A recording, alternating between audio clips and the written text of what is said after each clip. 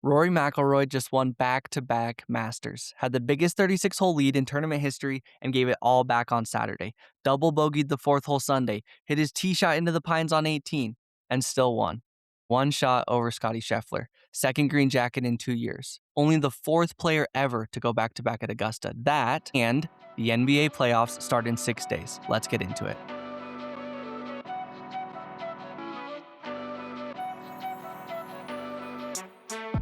The play-in starts Tuesday on Prime Video. 4 games over 4 days to set the final bracket. Here's all you need to know. It basically doesn't matter. Since they introduced this format in 2021, play-in teams are 1 in 14 against 1 and 2 seeds in the first round. The only team that has pulled it off, the 2023 Miami Heat, and Giannis got hurt in Game 1. That's it, one time in 5 years. The one team I do want you watching in the play-in, though, is Charlotte. The Hornets are in a 9 seed with a better net rating than half the teams already in the playoffs. If anyone is going to be the second team to do what Miami did, it's the Hornets. Let's get into the 12 confirmed teams not in the play-in. Team rankings and the one glue guy per team you need to be watching. Detroit, 1 seed. Jalen Duren, 20-10 in 28 minutes a night. Last year, he ranked 153rd in the league in estimated plus-minus. This year, 10th. The Cunningham-Duren pick and roll is the best two-man game in the East. Boston, 2 seed. Neemias Queta, backup center. The Celtics are built on switching and length. Queta is the insurance policy that makes it all work. In a 7-game series, backup centers matter. New York, 3 seed. Josh Hart. 10 rebounds a game for a wing. Does everything. If he's making his threes, the Knicks are probably fine. If he's not, it might be another long postseason for Knicks fans who go another year without a trip to the finals. Cleveland, 4 seed. Evan Mobley. Donovan Mitchell gets a lot of attention, but Mobley is why this team is a 4 seed and not a 6. 7 feet, 2.2 blocks, runs the floor. Most quietly important player in the East. Atlanta, 5 seed. Jalen Johnson. Biggest individual leap in the Eastern Conference. 22.5. 8 rebounds, 6 assists. Last year, he was a role player. This year, he carried Atlanta to the playoffs. Toronto, 6 seed, Scottie Barnes, 28-6. Plays way bigger than his numbers. Now in the West, KC, 1 seed, 64-17, and not really touchable. Your glue guy, EJ Mitchell. Second round pick that OKC traded up 3 times to get on draft night. Missed 20 games with injuries, came back and dropped 24 in his first game. Born in Belgium, grew up playing youth ball with Wembanyama, he's the X factor for whether OKC wins another title. San Antonio, 2 seed. Wemby gets all the attention. 25 points, 11 boards, 3.1 blocks, leading the NBA in blocks in just his 3rd year. But Stephon Castle and Dylan Harper don't get enough credit. Castle put up a 40-point triple-double in February, shooting 75%. Harper is 19 years old and already the 3rd best player on a 62-win team. You drafted Wemby, then Castle, then Harper. San Antonio has been, not so quietly, building something terrifying. Denver, 3 seed. Jokic. First player in NBA history to lead the league in both assists and rebounds in the same season. One thing you might have missed, Cam Johnson's on this team. Reminder, floor spacer, but missed time with a knee injury mid-season. If he's healthy and making threes, Denver could be a problem. Lakers are the 4 seed. JJ Redick, possibly the next player and coach, is dealing with a seriously banged up roster. Houston draws them in the first round and should count themselves lucky. Houston, 5 seed. KD, 26 points at 37, still elite. But during the All-Star break, a burner account went viral trashing Sengun and Jabari Smith Jr., the KD files. He never denied it, just said he's not here to talk about Twitter nonsense. A burner account trashing your own teammates is the literal opposite of a glue guy. They might get out of the first round, they will not make the West Finals. Minnesota, 6 seed. Anthony Edwards, 29 points, most electric player in basketball. But the real story is Jaden McDaniels. Missed 6 games at the end of the year, and Minnesota went 2-4 without him. He was just cleared for 5-on-5 this week. He's their most versatile defender and is averaging a career-high 16.7 points, 42% from 3. Without him, they're hoping to survive. With him, they could be dangerous. We've barely scratched the surface, and we'll get deep into all of it next week when we don't have Rory McIlroy winning back-to-back Masters to lead with. The NBA playoffs start Saturday. It's the best month in sports. Let's go. Our parlay of quick takes. Dodgers are 11-3, best record in baseball. although they're spending $396 million. Pittsburgh, who has the second best record, is spending $60 million. The Dodgers are winning 22% more games while spending 550% more money. What does it mean? Not really anything, but I hate the Dodgers, so it made the list. Toronto Maple Leafs eliminated this week, bringing their Stanley Cup drought to 59 years. And speaking of hockey, the regular season wraps up this week and the playoffs start Saturday. Sinner beat Alcaraz in the Monte Carlo today, 7-6, 6-3. These two, Carlos and Alcaraz, entered the day completely tied, 26 titles each. 66 weeks at number 1 in the world each. Alcaraz led the head-to-head. Sinner wins today, though, taking the head-to-head to 10 for Alcaraz, 7 for Sinner. And Sinner moves to 27 titles and reclaims the number 1 ranking for now. Roland Garros, 6 weeks away. Justin Bieber headlined Coachella for the first time. Minimal production, sang karaoke to his own YouTube videos for 25 minutes. My take? Kinda fun. For the rest of the show today, we have 2 more segments. First, Glue Guy Kirby came on to talk about the Masters and Rory's back-to-back victory. And second, Glue Guy Michael came on to discuss with me a question he saw at the beginning of the week from First Things First.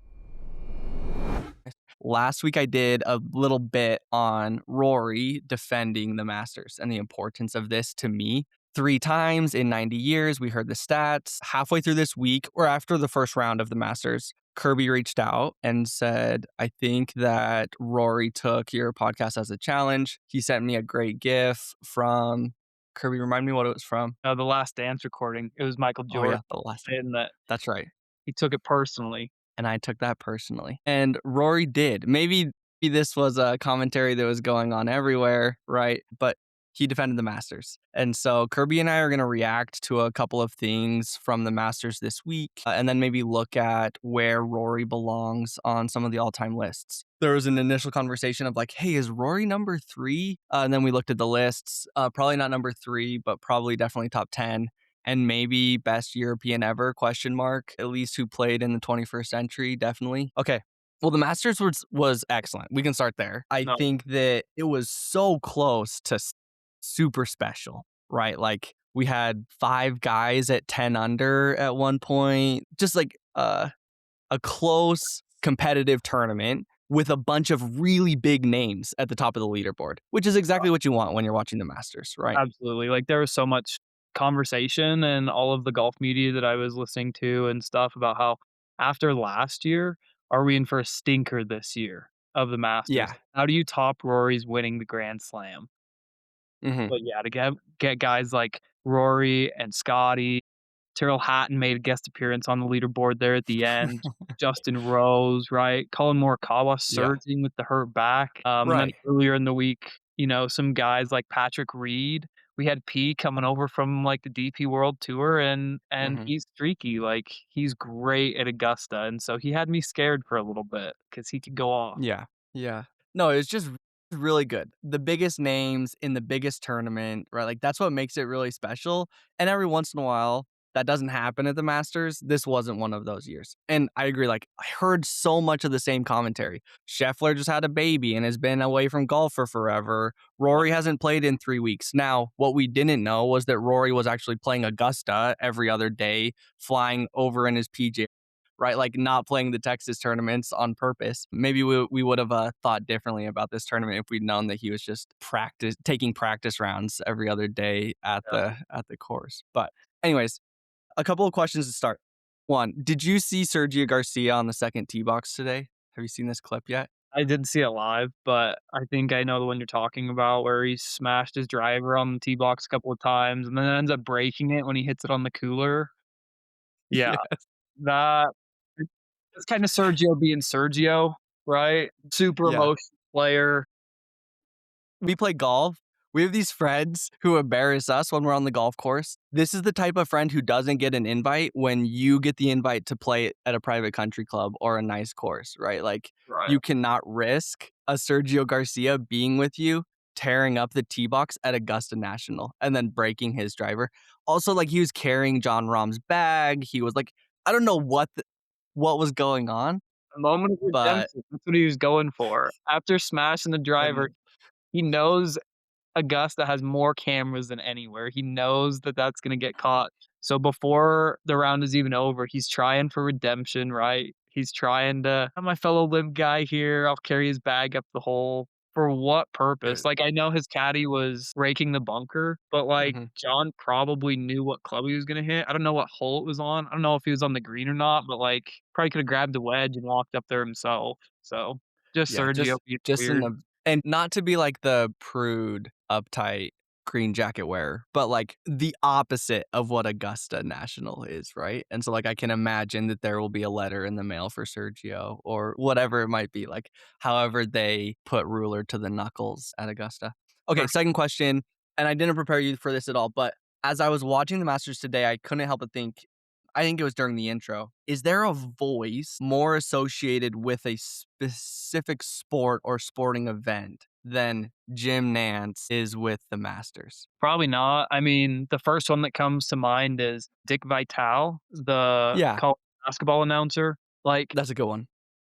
I remember him and, like, his voice will always be ingrained in, like, NCAA basketball, but, like and he has his phrases that are coined, but the "Welcome back, friends" from Jim Nance is Yeah. probably pretty singular. I mean, I don't know who says it, so forgive me, but the guy that says "bang" when guys hit threes in the NBA, uh, Yeah, that's a popular one, and, like, that's gained a lot of momentum in the last 10 years because we've had some good highlights there.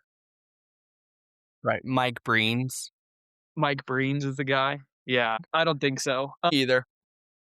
A couple of notes from today, and I'll skip over some of these because they ended up becoming really irrelevant as the tournament ended the way that it did. But one of the things, and I didn't find great stats for this, but for some reason to me, the first par five, hole two, Yeah, seems like so critical to me in that like a par on hole two feels like a loss, right? Like a birdie feels like a slight win, even a draw and like an eagle, like a big win there.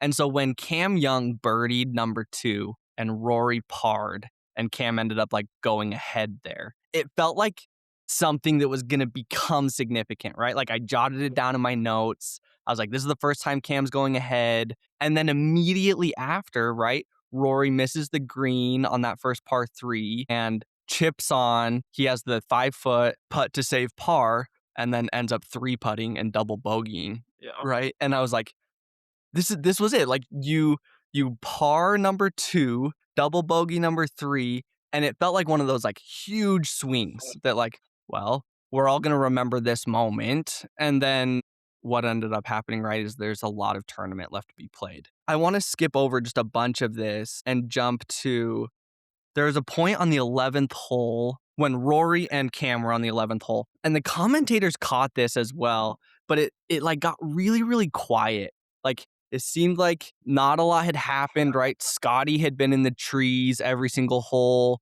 Cam was on this just like string of pars. Yeah. Rory, like there wasn't anything crazy or exciting happening. We were on the 11th though, and um, Rory made the putt, saving par. And if he had missed, it would have gone into the five-way tie at 10 under. And instead, he was the solo leader. Um, and that felt sort of like the tournament. It was like a, I don't know, 10, 12 foot putt. Mhm. And instead of falling another back and this big tie breaking out, it became Rory at the top of the leaderboard and he never relinquished it from there, right? Yeah.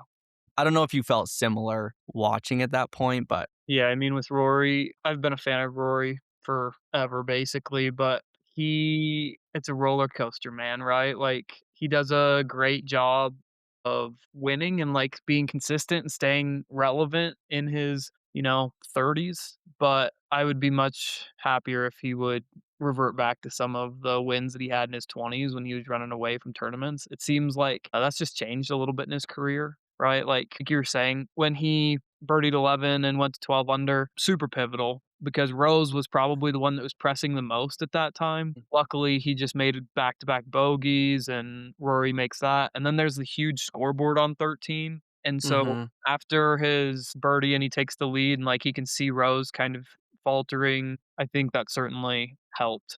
and after Yeah. his back-to-back birdies, like, you heard the announcers say it, but they talked about his, like, walk, and he kinda got that Mhm. Rory walk again where his head was up, he's kind of up on his toes, like, shoulders back, and it's like, Mhm.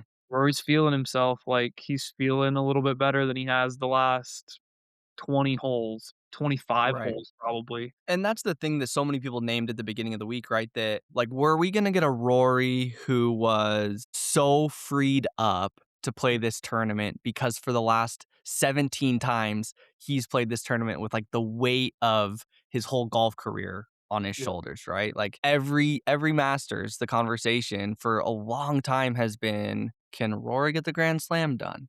And this was the first time in 17 years that it was just like, what might happen? And yeah, there was still pressure because he was defending champion and but it's different, right? And yeah, I think like even on that walk that we saw after 13 was the walk we saw on day 1 where yeah, he went out and was the leader from the very beginning basically and like took yeah, sort of control of this tournament on day 1 and day 2. There was a falter in day 3 and yeah. then like maybe got it back at hole 13 on day 4, but No, massive falter, and, like, you heard him. I don't know if you listened to his press conference after he finished today, but, like, he was talking about how basically all day Saturday, swing path was just way too far to the right, inside out, and so he was really struggling, like, irons and everything. Even today, like, he went and hit range Saturday afterwards and said that they, like, tried to work some stuff out, but even today, you saw him lose shots left, Mhm. and so kind of haunted him for the Yeah. rest of the weekend. Yeah.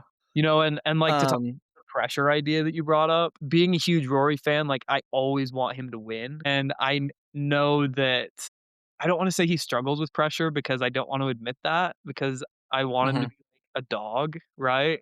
But when he was 12 under Friday night, I was a little worried, like, I was scared mhm, because mhm, what he was playing, like, freed up, there was expectations for maybe being a defending champion, but there wasn't, like, this massive pressure, and mhm. then he set the record for, like, the largest lead going into day 3, right? And I was like, Mhm. "Oh, no." Like, we're introducing all of this pressure again, and there's still so much golf to be played. And so Yeah. I was feeling the pressure like Saturday morning, especially when he started off and missing fairways, which he had been doing all week, but he kind of lost his hands Saturday. He wasn't making the chips and putts like he was Friday and Thursday, and Mhm. but he was able to pull it out, so we'll chalk it up as Okay, let's pivot really quick to the legacy conversation for Rory. yeah. I'll run through just a couple of these numbers. The win today at the Masters gets him to 6, right? 2 Yep. Masters, 1 US Open, 1 the Open, and 2 PGA Championships, so 6 majors. I think that's 29 or 30 PGA Tour wins. Here is what some might think is the top 5, right? Tiger has 82 PGA Tour wins and 15 majors, a league of his own with Jack Nicklaus. Not a league of his own, I guess a league of 2, right? Him and Yeah. Jack. Jack has 73 PGA wins and he has 18 majors. Those two, I think, like nobody would say that there's somebody else that belongs in the top 2. I don't think. Right. And so then after that, we get into this sort of like mixed bag of players who played with wooden clubs and golf balls made out of. Let's see, I've read the greatest game ever played. What's that? What are those Like golf balls called? feathers and Yeah. all kinds of stuff. Yeah, so Ben Hogan, Walter Hagen, Bobby Jones, all of these guys, 9 majors, 11 majors, Bobby Jones, 7 majors, Gary Player, 9 majors, and then everybody else is around 6 or 7. So right there in the same range as Rory. But all of these people also have more PGA Tour wins. Walter Hagen, 45. I guess Gary Player only had 24. Rory's at 29. But then like guys like Gene Sarazen, Sam Snead, who obviously has 82, Arnold Palmer, who has 62, Phil Mickelson, who has 45. It's just like how you start to weight majors, PGA Tour wins, weeks at overall world number 1, the aura around the player, right? Like, I don't Yeah. know what all of those things that start to quantify. Yeah, I mean, because there's some things that don't get factored into that. right? Like, he's won the race to Dubai 7 times. He's won the FedEx Cup 3 times. Like, the players, I think we have some tournaments nowadays that are just a little bit more refined as far as, like, skill level goes, and that kind of bounces into the conversation that we were having before we started about kind of judging history based off of modern standards and stuff, and that always gets a little tricky no matter what sport you're doing, but yeah, I think Rory, he's definitely up there. I don't know what number I'd put on it, but seems like he's gotta be in that top 10 conversation at least, like you were saying. As I'm kinda looking over the list here, I think Gary Player is one that should rightfully probably be ahead of Rory. And then some of those other guys, while they have a lot of PGA Tour wins, like you mentioned Sam Snead and Gene Sarazen. Sam Snead not winning a US Open, and I don't know if that's because we hadn't started the US Open or not yet, but technically hasn't completed the Grand Slam. And so some of these, Mhm. like, achievements in golf, I guess, Yeah. if you've won a lot, we don't know what all of those tournaments look like, especially in Snead's time, but Yeah. so I don't know where I'd put Snead Rory. He's up there for sure. Yeah, yeah. Snead was runner-up at the US Open 4 times, which would get into one of those conversations like, "Oh, can't win the big one," which Yeah, was the conversation that we had about Rory until last year, right? Like, that's why Rory y dropped to his knees crying when he won the Masters. We don't know Sam Snead like we know Rory, but I'm yeah, assuming there was the same conversation, right? People were saying the same sort of things, like, "When the pressure mounts, you can't win this one that everybody is talking about you needing to win." yeah, and And so this happens in every sport. That's gonna be used as fuel, right, to say, even though Rory's career isn't over, we don't know how many wins he's gonna get to on the PGA Tour. It doesn't help if he skips 3 weeks before every major, but the fact that he was able to win the Grand Slam just I feel like puts him in Mhm. that category of top 5, maybe top 6. I don't know, you'd have to look at Yeah, the names and stuff. yeah.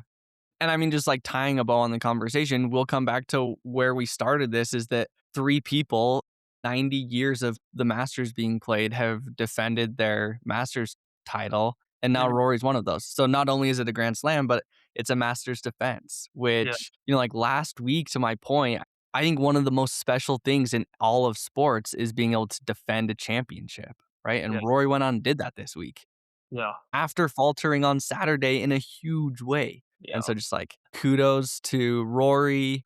yeah.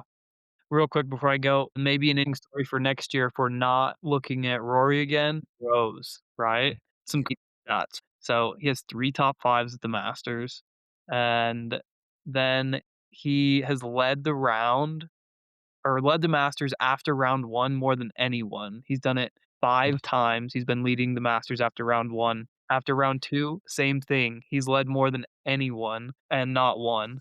After round 2, he's been leading 3 years. Maybe you call it bad luck for Justin Rose, but I feel like that's where the storyline is, like, going, is can Rosie get one before he ages out? He's 45 and I guess TBD. Anyways, Yeah. Yeah. And he was right there today. I think that is hole 12, he was on the backside of that green and chunked his chip. yeah. Uh and he didn't recover.